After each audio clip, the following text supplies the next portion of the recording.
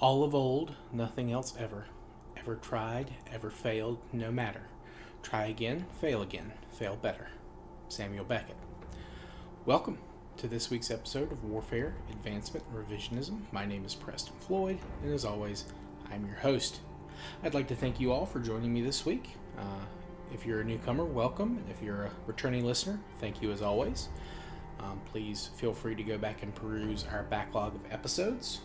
I do want to apologize for getting this out a little late. My travel plans changed rather last minute.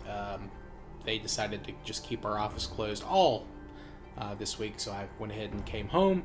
And I brought most of my stuff I needed to record, but there was a couple of small technical issues I was trying to deal with, so apologies for that. But on the plus side, that means I should have an episode out regularly next week. This week, though, we will be talking about the development and advancement of more settled agricultural peoples in the Zagros/Western Iranian Plateau between 6 and 4000 BC. Before we dive into that, though, I did want to go over a couple of points that I either forgot to make or wanted to put a kind of finer point on. First, I forgot to mention the rise of copper artifacts. The metal's use begins to be implemented more and more over the course of this season, and not just among settled peoples in the Zagros, where you may remember from last season, the earliest copper beads were worked into a shape, and they were found in this region. And it's beginning to become more common all over, and I have tried to make mention of copper when I find them, but I wanted to make clear that nomadic groups are using copper artifacts too, and they're probably making their own. Now, probably goes against the common understanding of technological advancement. Typically, new inventions are associated with settled societies, but before 10,000 BC, it's important to remember that all human invention was come up with by nomads. And remember also that the methods used to work copper at this time were very simplistic and really not that different from working certain types of stone. Cold rolling, annealing, which is where you just heat the metal enough or the stone enough to make it a little bit easier to mold or to shape. You're not melting it, but you're getting it hot so you can kind of work on it that way. Now, as time goes on, of course, more sophisticated or mass-produced works required new techniques and technology. And this is something that typically emerged in settled groups because they were able to support more specialized labor if they were successful. Pastoralists could do this too, but again, usually not as many people able to do that work. And this leads me into my second point, the finer point I wanted to make. That is the distinction between nomadic and settled peoples. And this is something that does become much more stratified. But at these earlier dates, that isn't necessarily the case. We talk about these material cultures and divide them regionally and how they are living. And in a lot of cases, these are accurate. However, in cases of very closely neighboring groups, we sometimes overlook the possibility that the distinction between settled and mobile groups is just a modern one. They may have been the same people ethnically or linguistically speaking, and they were just trying to survive in a way that suited them best, or in a way that served their immediate and extended family's best interests.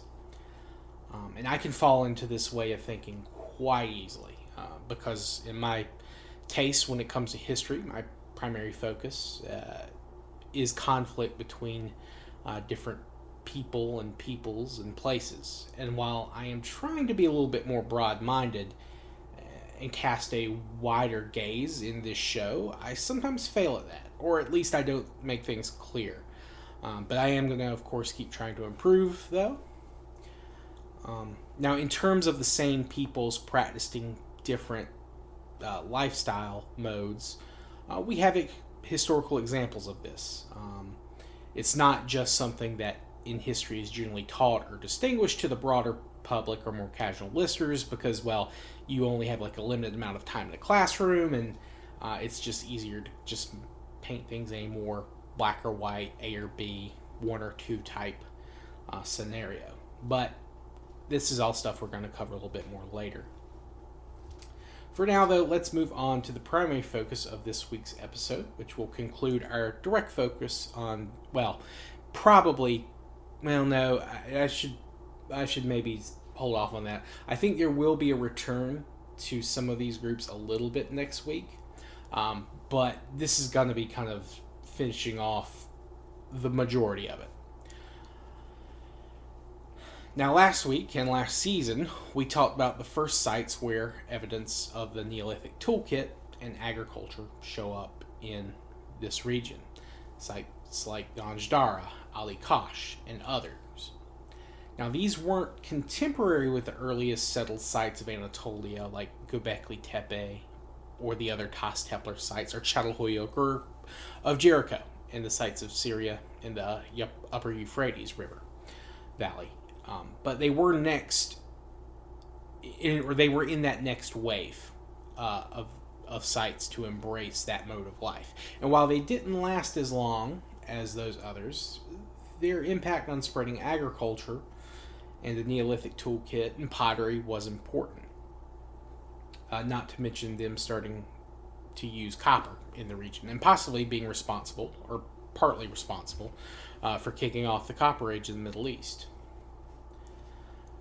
The decline of those sites led to much more dispersed, smaller settlements, mostly spread out along the I'm going to butcher this, Karka River and its swamplands in the south and east, and the Dez and other tributaries of the Karun River. Now, the Karun River is Iran's second longest and only navigable river, though technically I think the portion of the Aras that flows through Iran is much smaller than the Karun River. So some people see it as Iran's longest. It doesn't really matter.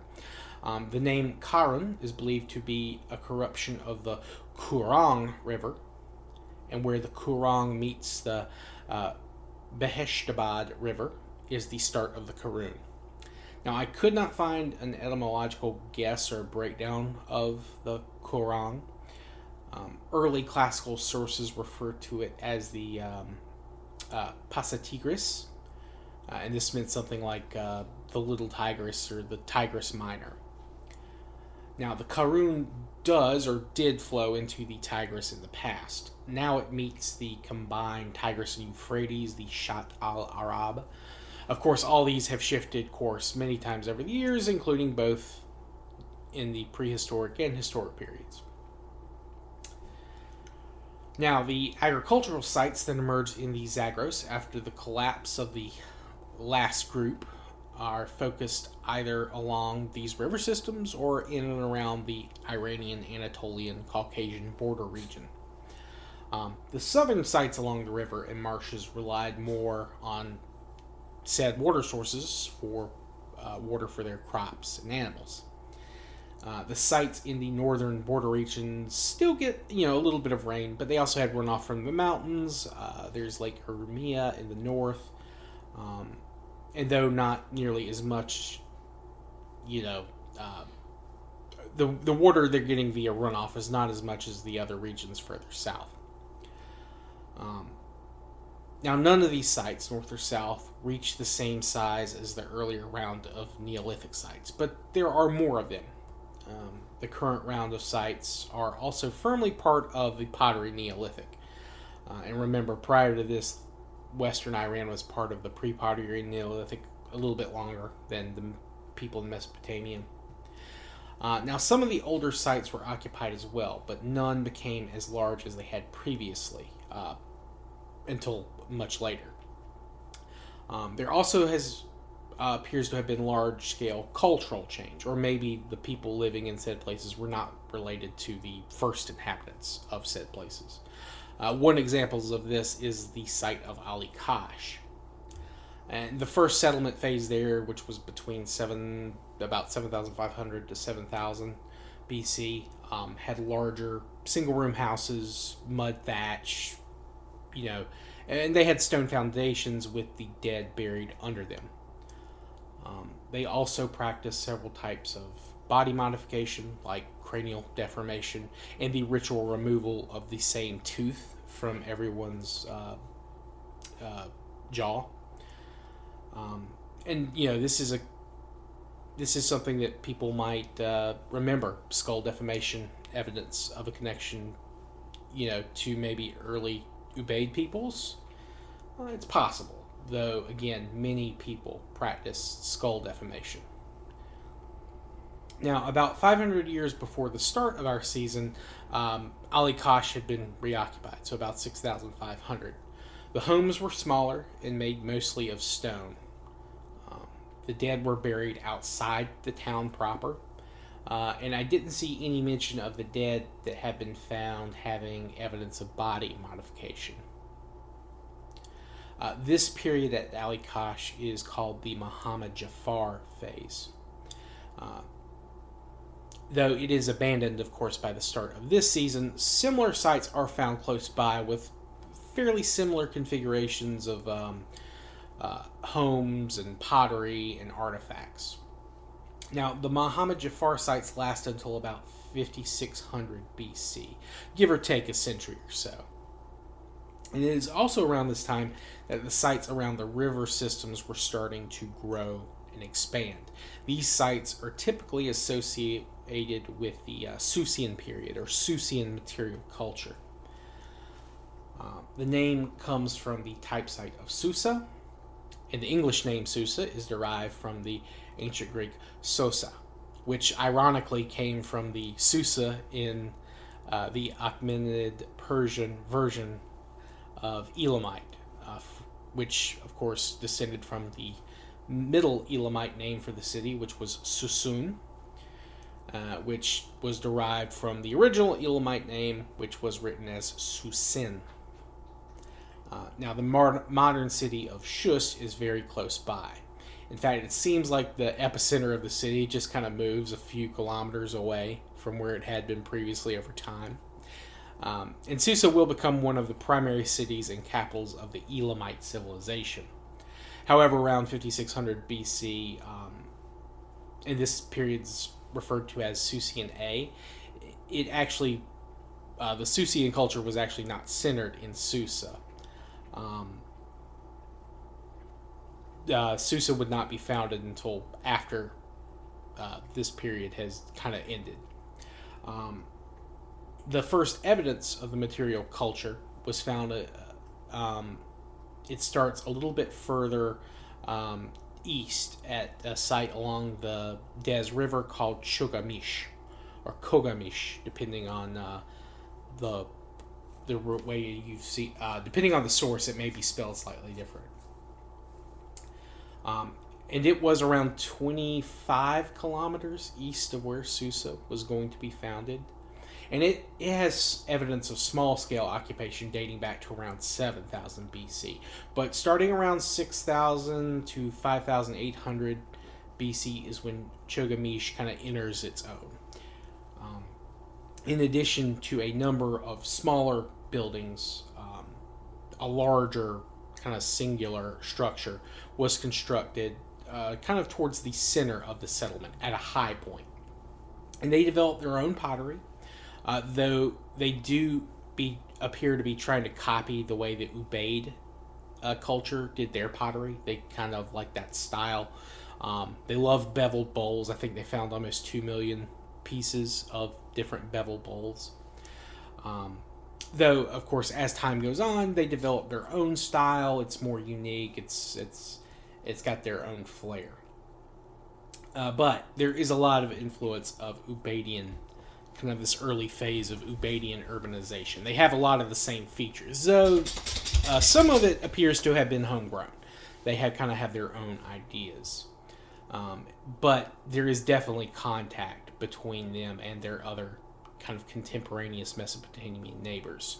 And the Susians were very clearly trade partners. There's definitely artifacts from Iran, or not necessarily artifacts, but material that came from Iran in the Ubaidian and then later Urukhian periods. The Susians also developed kilns around the same time as the Mesopotamian cultures, but in fact, the oldest kilns found appear to possibly predate the Mesopotamians. So it's possible they developed kilns and spread it the other way, or it's possible, again, that they were just kind of mutually invented around the same time. Another type of product that they created, at least apparently on their own, were boule. And these were clay tokens wrapped in larger balls of clay, clay balls, clay cones, clay discs. And then when they needed to extract the token, they would destroy this kind of outer layer and get the token inside. And these tokens would probably represent an amount of a product or a foodstuff, something along those lines. And this is kind of a very early form of record keeping. You see several people use a similar concept. I don't think, or at least I didn't see anything mentioned about stamp seals being used at Chogha Mish until the very end of this season. Primarily, they were using boule on their own, and that's Bullae. Now, Uruk sites use both as well, though they didn't use boule until next season, at least as far as I remember. So it is possible that boule were used initially in this region, and then they also adopted the stamp seal just as a kind of a backup or a secondary system. But that's a theory. Some people think that this is also a invention that moved the other way. So that is debated. It's also possible, again, that both groups created a similar system around the same time. And also, the stamp seals were being used in Uruk at this period. So it's possible that they traded the boule for the stamp seals, at least in terms of ideas. They probably wouldn't trade them directly with each other because everyone has their own for internal use. And again, stamp seals, I think, had been used at Hassuna and Samarra as well. So it's possible that the Hassuna, Samarra peoples had transferred knowledge of stamp seals to the Susian and Uruk sites. It's one of those big confounding mysteries and back and forths in kind of archaeology. Now, another one of the highlights of Chogha Mish was the numerous terraces that were part of the site. And these were leveled out portions of land attached to and jutting out from other parts of the settlement. The largest of these was about 400 meters by 300 meters, and it kind of had like four small, like lifted peaks almost at different parts of it. And this is believed to have some serve some type of ceremonial purposes. And sorry, my mom's dog kind of barked there. She heard a car. Stop. All during this period, more and more Lucy. But anyway, essentially, all during this period, more and more Susian sites appear, and the region is kind of well on its way to becoming as urbanized as Mesopotamia. Though none of these other sites are as large as Chogha Mish, which at its height, around 5000 BC or so, occupied around 17 hectares of land. However, around 200 to 400 years or so later, some manner of disaster struck. Many Susian sites were abandoned, and a number of those that were abandoned show layers of destructive fire. Chogha Mish is no different, and its large central building was burnt and has since been called the Burnt Citadel. Though Chogha Mish wasn't permanently abandoned and the culture itself didn't collapse, its wealth and production fell drastically, and its path to true urbanization was slowed, but it did continue. Now, new Susian sites were founded further east and north, closer to the Zagros foothills and deeper in the marshlands. And one of these new sites was Susa. And it was founded sometime between 4400 and 4200 BC. And it was a strong site because even after it was sacked sometime around 4200, people returned and the city bounced back. By 4000 BC, it had absorbed two smaller settlements and reached 18 hectares, so it had surpassed Chogha Mish, which still existed, but it never really regained its former heights. Now, Susa was, again, producing things similar to other Susian sites, but we also have a lot of evidence of it producing copper, and copper axes at that, and other tools.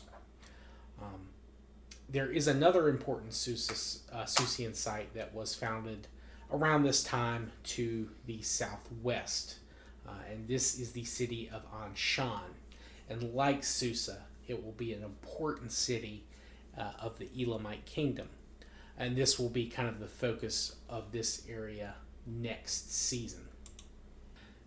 Now, sadly, we probably won't ever know who or what caused the destructions at Chogha Mish and the other sites. We can make guesses, but unfortunately, a lot of the artifacts and things like that at Chogha Mish were destroyed during the Iranian Revolution, as well as during the Iran-Iraq War. Just people moving through the area caused some issues, as you know, refugees essentially running from the conflict, armies moving through, also caused a lot of damage to that site. Now, Susa itself did not receive those a lot of damage, and a lot of the artifacts from there were taken to the Louvre in Paris because it was kind of a French operation excavating that site. Which, you know, generally I'm not necessarily a fan of, you know, outsiders taking artifacts, but at least they were saved, you know, destruction from the Iranian Revolutionary period as well as the Iran-Iraq War. So we do have examples of the individual, or, you know, the new pottery style that emerged in Susa itself. Now, again, we don't know what caused the destruction or who caused the destruction. There is thought that it may have been people from the neighboring area of Mesopotamia. We know at later periods, some of the early dynasties of Ur warred against the kingdom of Elam or its, you know, precursors. We know that the first dynasty of Ur claims to have made Elam submit, or the land that would become Elam submit.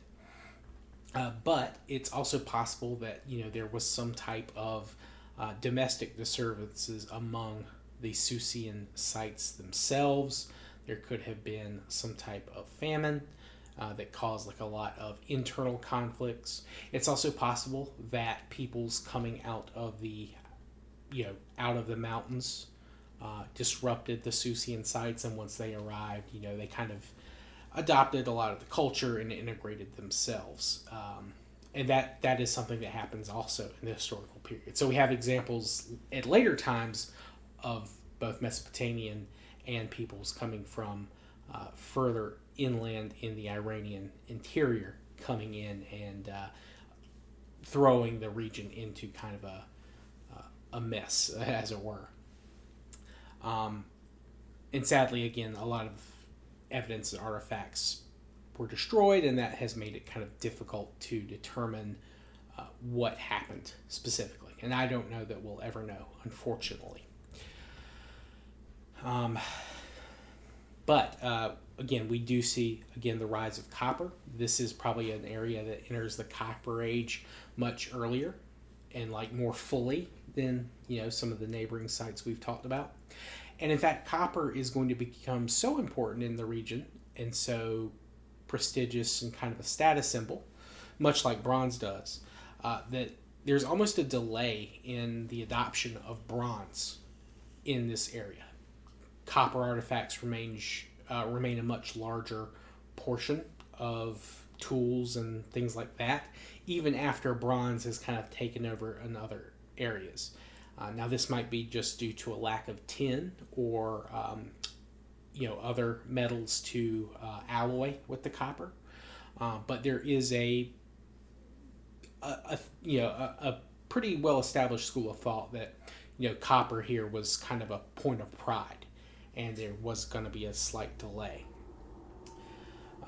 But that's all stuff that we'll have to focus on in the future. Now, there is one other smaller group to the north in the border regions that we'll need to talk about, but I am going to say that for next week's episode, and we'll talk about them, and then we'll move into the more Central Asian region, where we kind of also touched on a little bit the Jitun culture of Central Asia, and they're, again, neighbors of peoples along the southern Caspian coast. But I would like to thank everyone for joining me. Sorry this was delayed in getting out. Again, my travel schedule got moved up due to our office deciding to close early, and I had some technical issues. As you might be able to tell from a change in sound quality, this episode was recorded in a couple of parts, so there may not be as great of a sound quality as throughout. I hope it won't be too bad. I hope it won't be too noticeable. But I do want to thank everyone again for joining me this week. If you have any questions or feedback or constructive criticism, please feel free to let me know. You can reach me at waradrevpod@gmail.com. You can contact me via direct message on X or Twitter, whichever you prefer to call it. You can also comment on the YouTube videos, and I do appreciate the support that the show's gotten on YouTube as much as it has gotten here on the various audio feeds. But I hope everyone who celebrates has a good Christmas and a good Christmas Eve, and then of course a good New Year's coming up after that. And if you're not big on those type of celebrations, then thank you just listening. I hope you have a good week and day from whenever you're listening to this, regardless of your personal celebration rituals. I appreciate all of the support, and I hope you'll continue to support the show throughout this period and into the coming new year. It really means a lot to me, and I appreciate you all, and I hope to see you on the next episode and next year and all the years after. But anyway, thank you all again. Have a good evening or day. Peace.